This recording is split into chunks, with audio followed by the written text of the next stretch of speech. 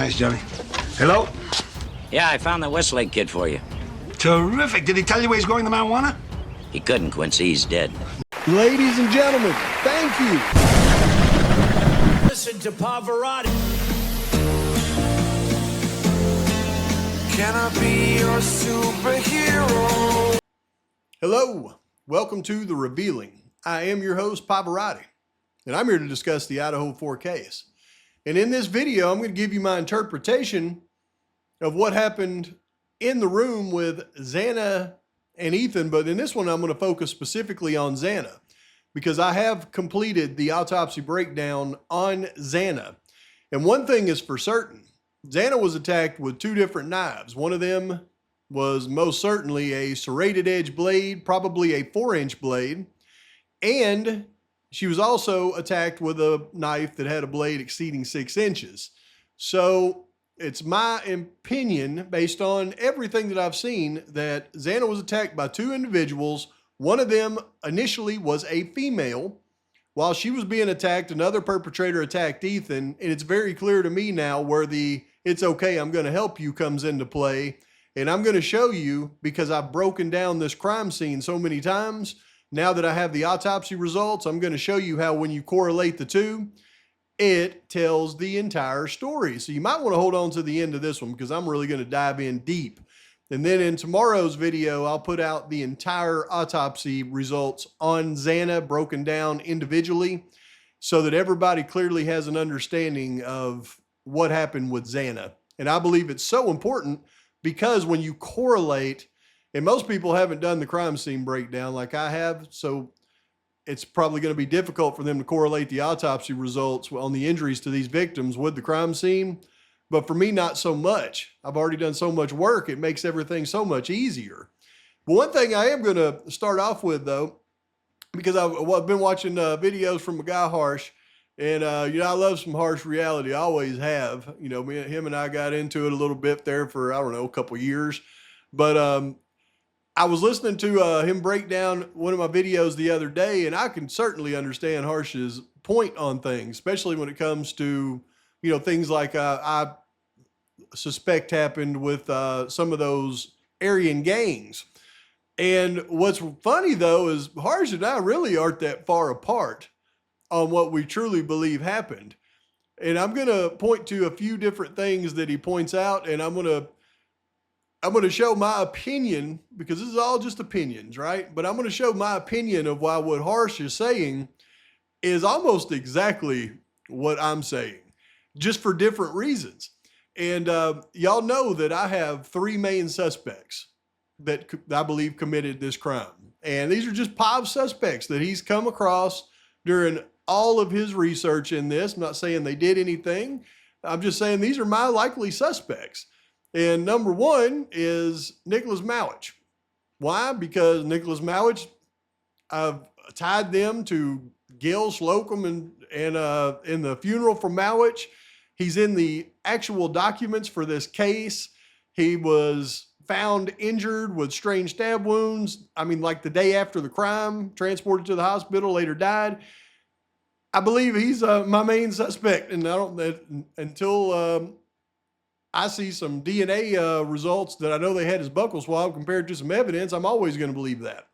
But the second suspect that I believe is a high probability is Brent Kopacka. People don't want me to say that, but I believe that he is absolutely a likely candidate because I found police reports in this case that refer to Brent Kopacka. They found a knife at his house or at his apartment. They checked it into evidence. They unalived him in a specific time frame, and I think he's a very strong candidate. Now, I think he's a strong candidate for reasons different than Mr. Harsh, but I'm going to show you why I think we're really saying the same thing.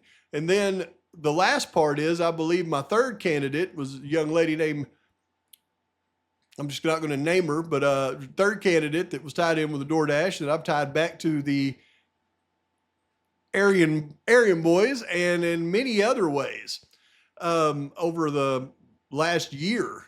And I believe a female attacked Xana, and I believe that Harsh believes that as well, because I know he left me a comment saying he thinks that a female was involved in the attack on Xana. Well, I believe she is the likely candidate. But what I want to show you is when Harsh breaks this down and what he really thinks happens, we're really saying the same things in a different way. And I don't think that Harsh knows why I believe that Kopaka was involved with those Aryan boys. But let's listen to what Harsh has to say.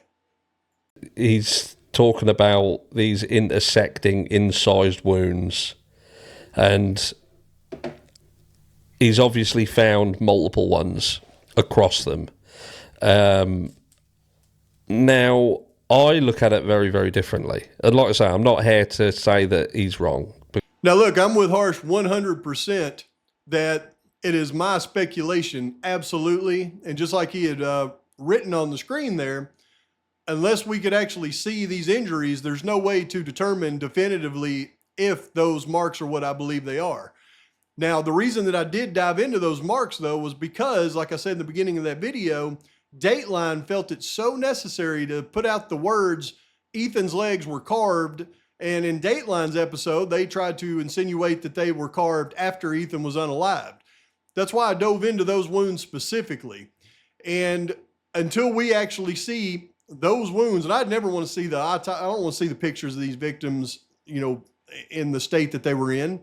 But I think it is necessary for us to see, because they wanted to make that claim that Ethan's legs were carved. I think we need to see that mark on Ethan's leg. I think we need to see the mark on Xana's forehead. And I think we need to see the mark on Maddie's left eye. Because I absolutely, based on everything that I researched on that, believe that those are specific marks that were created in a specific manner. And I think it'll tell so much about this case, but it's speculation absolutely until we can actually see those. And why we can't see them is one of the reasons that I do believe there is something there as well. Why don't they just show it to us and prove it? But Harsh makes excellent points, and I agree with him wholeheartedly. And I agree with his skepticism on this, because anybody that looks at that has a normal sound mind would be skeptical of it.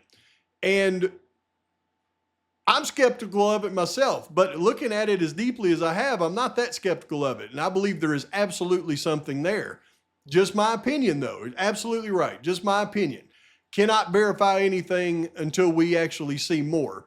But let's continue. Well, never mind. Dang it. Harsh took his live down where I watched what he actually said. And so Harsh, and correct me if I'm wrong when I watched that live, is what I'm saying here, because I'm going to try to verbalize what I think you were saying. You made several really good points. Number one, the point that I think we both agree on is you said you don't believe that Brian Kohberger did this now. And I can just say unequivocally that I absolutely don't believe Brian Kohberger had any part in it. And once again, even though I haven't covered all these documents yet, I've been stuck on the autopsies. I've gone through every single one of them and I've read them, because I always do it first to see if the court documents that's released on a case against Brian Kohberger releases anything with evidence that they plan to use against Brian Kohberger. And once again, out of the 40 documents that have been released, not one piece of evidence in any of those documents is against Brian Kohberger. And this is his case. This is his case. So I expect to go through and see, okay, what is there something in these documents where they talk about evidence they're going to use against him? Once again, there was none. There was none. The only evidence they've ever released on this case says Brian Kohberger didn't do it. I mean, you got his DNA on the front of the knife sheath, they claim. I believe it was manipulated. I believe I found the way that they manipulated it. But then on the back of the sheath, even if you were going to take that into consideration, say it was transfer, on the back of the sheath, there is male blood mixed in on 1.4 that they tested against Brian Kohberger, and he was eliminated as being a contributor. So even if it was somehow his DNA on the front of the knife sheath, the DNA mixed in blood on the back is not his. So what, you got two different people holding the same sheath? Give me a break. So, and that's the only evidence. That's it. Everything else says Brian Kohberger was excluded. Hair, fibers excluded. Blood excluded. They say it was his car. We've proven over and over it wasn't his car based on what they said. I mean, it's impossible. So we both agree on the fact that we don't believe it was Brian Kohberger. That's number one.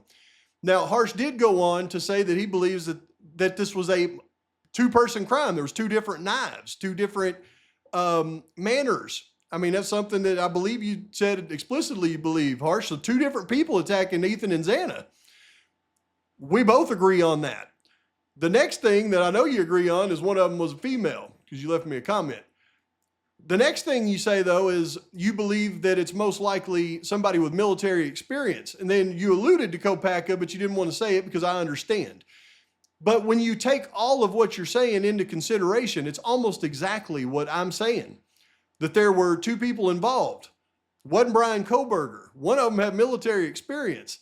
But the reason that you believe that Kopaka could have been involved is all the reasons that I do, and the fact that he had military experience. But here's what I would say to that. This is my counter, is even in the military, and somebody like Kopaka has had training and he has traumatic experiences from the military, even a traumatic head injury, he would be a very likely candidate to be capable of something like this.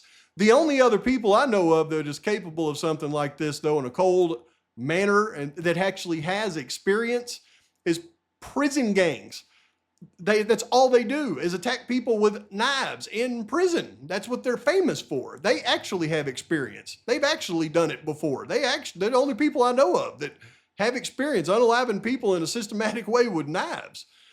But the reason that we think about an individual like Kopaka in the same manner, but for different reasons, is because that I know that Kopaka lived with his girlfriend, Zagalo, who has been arrested for narcotics many, many, many times. He lived with her in Julietta. Zagalo and Julietta, right across the street from Burroughs for a significant period of time. And Zagalo is from Orofino. She's tied to the people that the Aryan Knights broke out of prison and went to their house and unalived. I mean, I believe there is a direct connection between Kopaka and the group I'm talking about. That's just where we differ on things. So while I believe that we think different things for different reasons, I believe we're really close. So I appreciate Harsh, and I just wanted to say that. Now we're going to get into some real stuff about this crime scene. Hold on to your hats, because of the work that I've done in the past correlated with this new work. We finally have a true picture of what took place, in my humble opinion. Let me know your thoughts at the end. I've been working on this nonstop, as y'all know, and I've gone back based on feedback I've got on all my videos, and I think I've got everything. I've tried really hard to get everything anatomically correct with the proper left and right, even with the proper left and right angles based on the victim's proximity, not the pathologist. And I've logged every single slash, stab, depth, everything. And I'll go through this individually with each wound because I've done sheets on every single wound. But I've placed them anatomically correct on the body with all of the wounds from the upper extremities, lower extremities, and the, everything.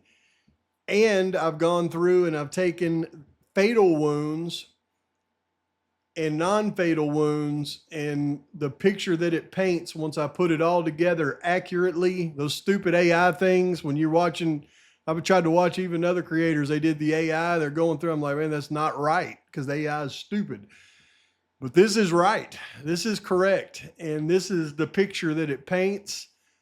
And since we've already broken down the crime scene, when you correlate the two, it's amazing what it shows. It tells the story. But this is Xana. Xana, you can already see the grouping. Look at the grouping of injuries on her right side of her face right here.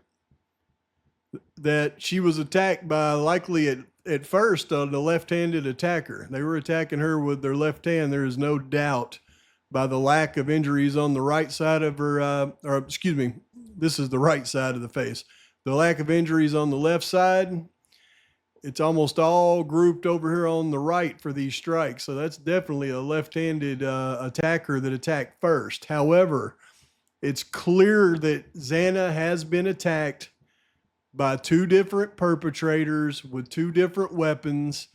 One weapon can easily account for all of the damage done throughout her extremities, her back, her abdomen, all over her face, head, even on her legs. Not one of these wounds are more than 3 inches deep. But these 3 wounds right here, these all go 6 to 7 inches deep. And these wounds would have been fatal almost instantly on their own. These were the last 3 fatal wounds that Xana had. Now, these 2 wounds right here on her neck, these would have been fatal given enough time, but these were 3, I mean, pretty much instantly fatal blows. This was a different knife. I believe this is the other perpetrator. It's okay, I'm going to help you. These were the final 3 death blows. And I can even put it together pretty much how this thing happened. And this one strange mark on the back of Xana's shoulder, it's a square or a rectangle abrasion with a circle in the middle that goes in a 1/2 inch deep. I think it's obviously either going to be created by something in the room. And I've scoured the photo of where it could have happened, and there's nothing there that would cause it. So I'm quite sure it's the hilt. It's called a bone crusher. It's on the hilt of a knife. It's a spike. And what we're seeing is the bottom of the knife, the rectangle with the spike bone crushing hilt actually going in her shoulder. They use the bottom of the knife. This strange wound on Xana's posterior left shoulder, the rear left shoulder, it's approximately 1/8 inch in diameter, circular puncture wound at the medial aspect of 1/2 by 1/8, 1 1/8 inch rectangular red-brown abrasion. So it's in the middle, the medial aspect, the middle of this 1/2 inch by 1 1/8 inch rectangular red-brown abrasion. And it's a circular puncture wound in the middle of it. It's an 1/8 inch diameter. And it goes in, I believe it says it goes in a 1/2 inch. Yeah, wound track's a 1/2 inch. So there's a rectangle right here with this circle in the middle that goes in a 1/2 inch. So when we look at this area where it would have likely happened, it would have happened as she goes down and hits her head on the wall here. There is nothing I can find in here that even comes close to would have created that. So what I believe that is, and I believe it'll really narrow down what kind of knife was used in the majority of this attack, was a rectangular hilt of the knife with what's called a bone crusher. See this spike right here? It's a 1/2 inch long spike right in the middle. And some knives, like you see right here with this out the front automatic knife right here, see this? This is called a bone crusher. It's right in the hilt of the knife. Now, I don't think this was the knife that was used, but I believe the knife that was used had a rectangular bottom and it had a bone crusher, just like you see right there in it. Let me know your thoughts, because here's what I've figured out. Because all of the wounds, like on the extremities, these are superficial, even though some of them are pretty deep, but they're all defensive wounds on the back of the forearms, the hands, all up and down the arms, the shoulder. Those were all defensive wounds. And Xana was able to fight the attacker off because I believe she was hit first in her neck, one of these neck blows. And then she was hit again. Let me just go through it, y'all. And the lower extremities, like Xana doesn't have anything on her left leg, front or back. On her right leg, she just has a couple of cuts on a small incised cut on the back of the calf and a couple of cuts on the front. So that's it on lower extremities. But here's what happened, in my opinion. When Xana opens her door, and I believe one of the first strikes was the assailant caught her in one of these 2 neck strikes, because it would have made the blood spurt significantly. And like I said, on their own, they would have been fatal, but it would have taken some time. So she opens the door and they catch her immediately with a neck strike. And then throughout this process is when she's getting all of these defensive strikes. But here's what happens. She opens the door and she's hit with the neck strike, and we know that it's an upper extremity strike. because, and we know it's on the, let's see here. Okay, it's on the right side. So she's opening the door and she's hit on the right side. And that's where the blood goes over the door on the floor, and it's over the light switch, which is going to be up here pretty close to neck level with Xana. So that narrows it down, the strike, and we know that it spurted because of the way the spatter goes with the area of convergence right here. This is almost certainly a neck strike. And then Xana goes backwards. She may have got some defensive strikes as she goes backwards, and she's still standing. As she gets to the corner back here, I believe she took some more strikes and got the other strike to her neck. And the reason I say that is because we know that all of this spatter came from a strike that created it, and it's said to have come from above the area of the spatter. So this is coming from when Xana is still standing. I believe this is the second neck strike that caused this. Then as Xana fought her way from this area over to near the bed by Ethan, that's when she received most of these cuts on top of her head. I believe she was bent over trying to keep her head down as the assailant was slashing at her and cut the top of her head significantly 1, 2, 3, 4, 5, 6, 7 times. And we know it happened likely at that time as she's fighting her way over to here, because it had to have happened before she was knocked down and thrown against the wall. It had to have happened between here and here. See, here's the blood spatter all over the wall. It happened between here and here, because she had to have the cuts on her head when her head hit the wall here. It wouldn't have created this. So as she's been over fighting over to here, receiving all those cuts on her head and probably some more of those defensive wounds, right here is where she receives these deep blows to her abdomen, and one of them pierced her liver. We know that because when she hits the ground and slides and her head hits the wall here, she then begins bleeding this dark black blood. This is from her liver. Now, after she hits the wall here, she's no longer on her feet anymore. Now she's going to start crawling her way over to her final position over here. As she's crawling, when she's here, she hits the wall. We know her head wounds happened before then because it shows up on the wall. We know her liver wound happens before then because her liver's bleeding here. There's the proof of the head wounds happening prior to this. As she's crawling over, I believe this is when she gets the wound possibly to the back of her head. That could have happened as she was fighting her way over as well.